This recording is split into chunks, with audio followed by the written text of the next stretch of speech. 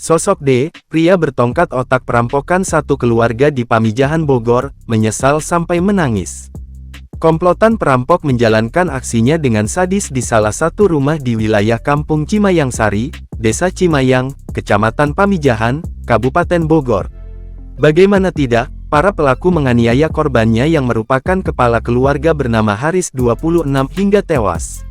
Para pelaku juga menganiaya istri korban bernama Resti, 27, mertuanya bernama Nining, 55, dan anaknya berinisial A, 10 hingga luka-luka. Keempat pelaku kini telah berhasil diamankan yakni D30, S29, C48, dan O26 di wilayah Kecamatan Cibungbulang dan Pandeglang, Banten.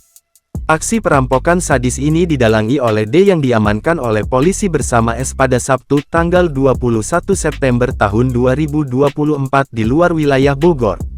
D yang menggadaikan kendaraan roda 4 Kaila kepada korbannya itu mengaku baru mengenal Haris sejak 5 bulan lalu.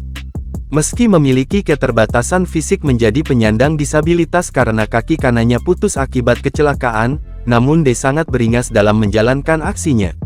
Alasannya melakukannya aksi keji ini dikarenakan ingin menguasai harta benda milik korban dengan membawa kabur mobil expander dan perhiasan.